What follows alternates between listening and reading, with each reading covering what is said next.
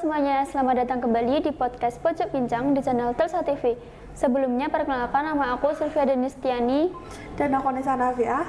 Nah, jadi di sini kita akan membahas pentingnya Studio Ide Anak DKV. Studio Ide Anak DKV adalah tempat yang sangat penting untuk mengembangkan ide-ide kreatif dan menciptakan karya digital yang inovatif. Kami akan membahas tentang bagaimana Studio Ide Anak DKV dapat membantu kita dalam menciptakan karya digital yang keren dan efektif. Nis, apa yang kamu pikir tentang Studio Anak DKV? Mengapa Studio Anak DKV sangat penting dalam proses desain? Studio Ide Anak DKV adalah tempat yang sangat penting untuk mengembangkan ide-ide kreatif dan menciptakan karya digital yang inovatif. Dengan Studio Ide Anak DKV, kita bisa melihat bentuk dan struktur desain sebelum kita mulai membuatnya secara digital. Studio Ide Anak DKV juga membantu kita untuk berpikir kreatif dan mengembangkan ide-ide baru. Benar sekali.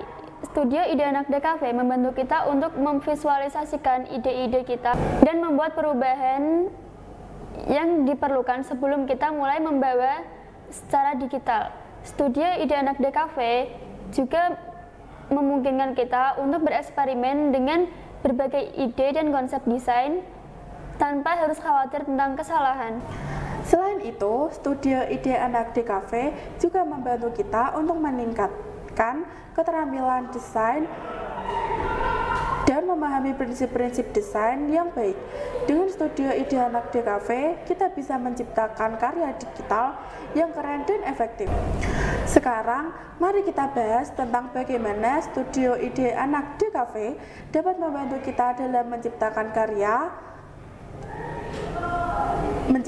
karya yang keren. Nah, Kak Sylvia, apa nih tips dari kamu untuk membuat Studio Ide Anak DKV yang efektif? Nah, yang pertama, kita perlu memiliki ruang yang nyaman dan efektif untuk membangun ide-ide kita. Yang kedua, kita perlu memiliki alat-alat yang tepat untuk membuat sketsa dan desain digital. Yang ketiga, kita perlu memiliki waktu yang cukup untuk mengembangkan ide-ide kita dan membuat perubahan yang diperlukan. Benar sekali, Studio Ide Anak DKV yang efektif dapat membantu kita untuk menciptakan karya digital yang inovasi dan efektif. Kita juga perlu memiliki kemampuan untuk berpikir kreatif dan membanggakan ide-ide baru. Nah, selain itu, kita juga perlu memiliki kemampuan untuk menganalisis dan memahami kebutuhan pengguna. Dengan demikian, kita bisa menciptakan karya digital yang relevan dan efektif. Nis, apa sih contoh-contoh aplikasi atau software yang kamu gunakan untuk membuat Studio Ide Anak DKV? Nah, aku gunainnya tuh Adobe Illustrator dan Photoshop untuk membuat desain digital. Aku juga suka gunain Sketchbook Pro untuk membuat sketsa digital secara langsung. Benar sekali, Adobe Illustrator atau Photoshop adalah dua software yang sangat populer di kalangan desain grafis. Sketchbook Pro juga merupakan aplikasi yang sangat berguna untuk membuat sketsa digital. Aku punya teman nih yang dia itu desainer grafis profesional. Dia masih gunain Studio Ide Anak DKV sebagai bagian dari proses desainnya. Menurutnya, Studio Ide Anak DKV membantu dia untuk berpikir kreatif dan mengembangkan ide-ide baru. Benar sekali, Studio Ide Anak DKV dapat membantu kita untuk berpikir kreatif dan mengembangkan ide-ide baru. Aku juga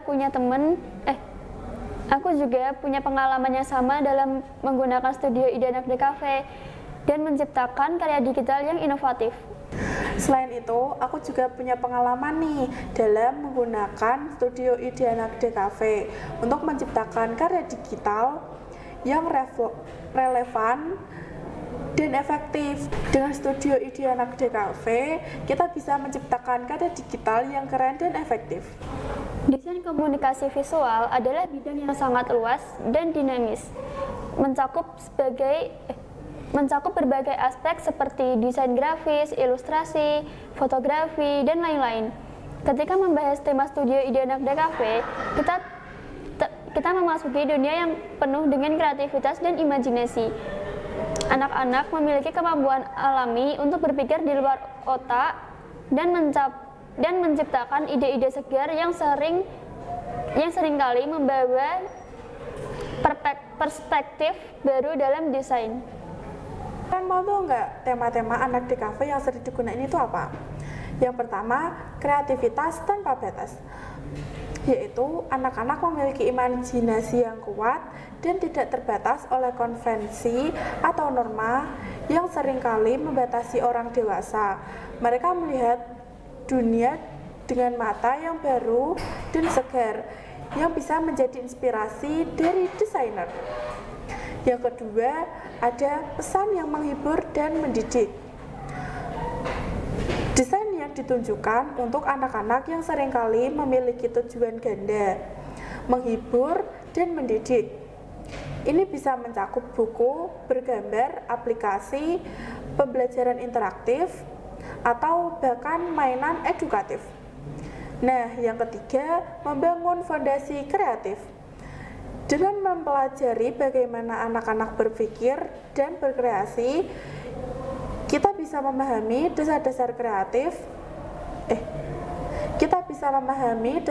kreativitas yang bisa diterapkan dalam berbagai aspek desain. Nah, ada juga nih ide tema studio anak DKV. Yang pertama, dongeng interaktif, yaitu membuat aplikasi atau buku digital yang menghidupkan dongeng klasik. Dengan elemen interaktif ini bisa mencakup animasi, permainan, dan kuis yang mendidik. Yang kedua, ilustrasi karakter, yaitu mendesain karakter anak-anak yang lucu dan menggemaskan untuk digunakan dalam berbagai media seperti buku cerita, aplikasi, atau bahkan merchandise.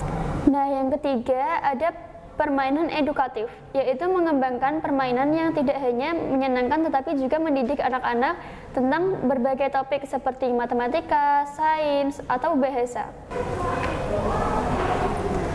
Nah, yang keempat, desain untuk pembelajaran.